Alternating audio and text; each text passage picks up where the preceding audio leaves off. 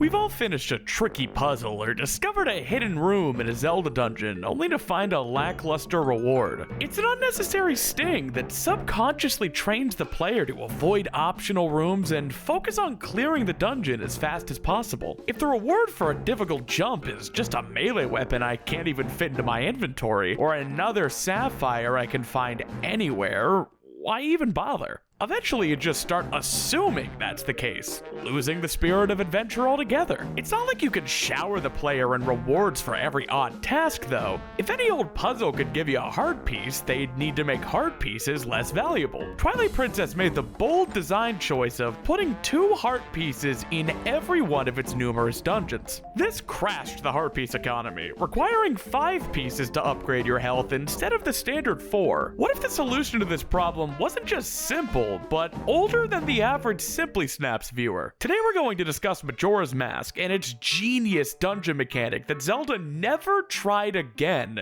even though it was kinda perfect the first try. This video is brought to you by me. I made it. Support me by clicking the subscribe button. See? Easy. Majora's Mask doesn't have much time to introduce any of its concepts. The constant dread of a time limit on the developer side crept into almost every part of the game itself. You can never just stand still and appreciate the scenery. You gotta get a move on, the clock's ticking. Because of this, the game's first dungeon doesn't really have the luxury of pulling any punches. When you only have 4 dungeons to work with, there can't really be a freebie to teach the game's mechanics. Instead, Majora's Mask trusts its players to be generally familiar with Ocarina of Time. A pretty safe assumption, I might add. The first thing you see upon entering Woodfall Temple is a pull-out shot of a large gap with Deku flowers scattered around and a Stray Fairy prominently displayed in the middle of the room. It's impossible to miss this one, and that's the only freebie Majora's Mask has time for. A first-time player might be tempted to grab the fairy with one of those Deku flowers, but trying out the Great Fairy Mask will show how useful it really is. Boom! A jingle plays and the fairy flies right over. The mask is still sparkling though. Does it just always do that? It's pretty much impossible to miss this chest over here, and the game hands you a second Stray Fairy with minimal resistance. This teaches the player everything they need to know in less than a minute of gameplay. The fairies will fly to you if they're out in the open, but objects can also contain them. Those ones need freed before they can fly to Link, and the mask only stops sparkling when every fairy in the room has been collected. In the next room, the mask starts sparkling again, and the gameplay loop comes to a close. Every room has 1 or more Stray Fairies to find, and some of them are hidden better than others. Like I said, Majora's Mask doesn't have time for much of anything, so they crammed that entire tutorial into the first room of the first dungeon like absolute professionals. Now the rest of the dungeon can explore that mechanic freely without having to worry about easing the players anymore into it. But why do we even want the Stray Fairies? They are totally optional, but you're not going to want to miss those rewards. You like the Great Spin, Double Magic, Double Defense? How about the Great Fairy Sword? It's got roses. You want them. So how hard is it going to be? Honestly, not very. The Stray Fairies aren't some expert scavenger hunt. Most of them are hidden in enemies or jars you're gonna walk right past on any given playthrough. They're not designed to be difficult, they're designed to make the player thoughtful and adventurous. In other Zelda games, the player will notice little nooks and crannies, only to find something worthless like a rupee they can't even fit into their wallet. Or a stamp? What?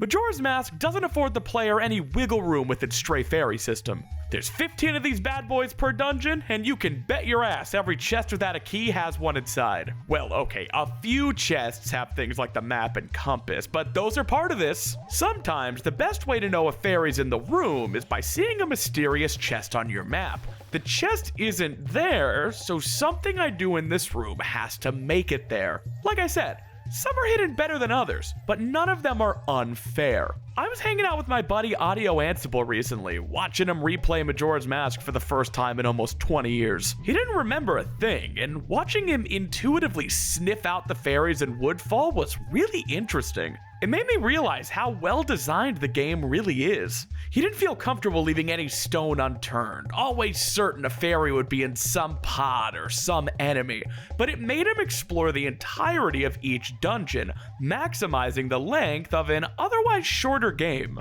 If I had to describe Majora's Mask in one word, it would be efficient. This team was on fire after banging out Ocarina of Time, and they didn't miss a beat with its sequel. I can't believe how well everything comes together, considering how pressed for time they were.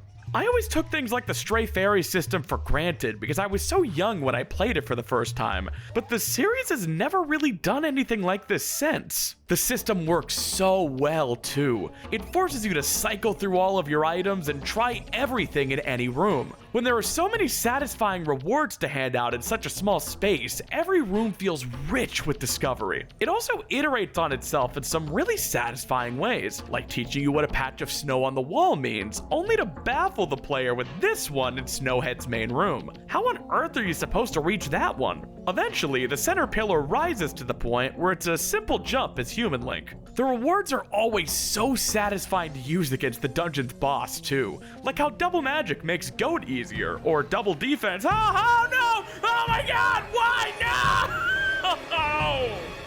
Yeah, extra health is a nice cushion. I guess the Great Fairy Sword isn't really useful against Twin Mold, but it is obtainable before Gomez, and it makes short work of them. Stone Tower Temple is where the Stray Fairies really shine too. The dungeon's entire gimmick is the ability to flip it upside down with the light arrows. Every room needs to be approached from top to bottom.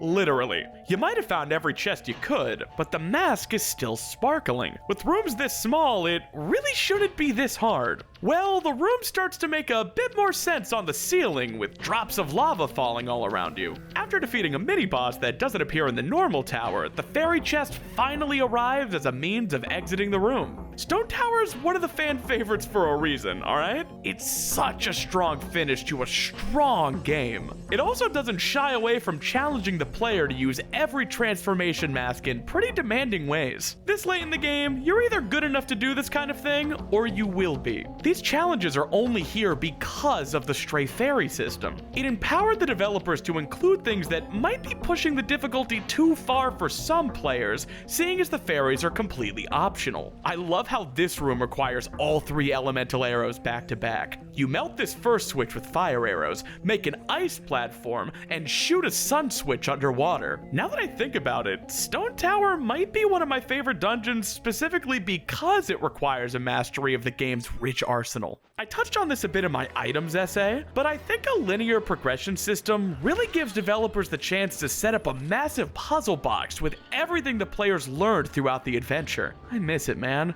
So what can Zelda's future learn from Stray Fairies? Dungeons are fun, and exploring them is satisfying. Players should be actively encouraged to explore the dungeon thoroughly, and the best way to do this is by having them collect something that adds up to a grand prize. It's not exciting to find a chest full of arrows, but every Stray Fairy feels like 1/15th of something impactful. I should say, Echoes of Wisdom was on the right track with its might crystals. These things can be used to upgrade your bow, bombs, or sword. You find them scattered throughout the world, including dungeons, but they're not quite the same. I like how the Stray Fairies are contained to the dungeons themselves, and how there's a way to track them down proactively with the Great Fairy Mask. The mystery of what you might get is also a bit more encouraging than grinding for another bow upgrade. Still, I wanted to mention them since they're a fun item to collect in their own right, and a few people in my server said they were the closest thing modern Zelda had to Stray Fairies. Oh yeah, I have a Discord server, by the way, for patrons, YouTube members, and Twitch subs. Come hang out. It's a fun time. To close things out, I want to praise the team behind Majora's Mask for doing so much with so little. It seems like they didn't even have the time to evaluate the quality of their ideas while developing, which is why some particularly dark or bizarre things made it into the game uncontested. Anuma once said he wished fans would pretend Majora's Mask never happened. People gave him a hard time for that, but I understand the sentiment. Majora's Mask is a rushed, raw, beautiful work of art. It contains nightmares the director had while working on it. It's centered around an inherently stressful doomsday mechanic that probably barred millions of children from truly appreciating the game to begin with. It's unapologetic, weird, and vulnerable. I can imagine being embarrassed about something I made in a hazy dream over the span of an overworked year. Some of these design choices probably confuse Aonuma himself. Look at Tingle. I mean, what the fuck? I don't think the creator's embarrassment of Majora's Mask makes it any less beautiful either. This game means the world to me, and I don't need anyone's approval for that. And beneath all its strange choices, I think Majora's Mask's Stray Fairy mechanic is something they should really consider giving another go. Sometimes a brilliant idea comes to you fast, and you might move on before exploring everything it has to offer. But look at that stupid face, those big old lips, these things are great. Mwah.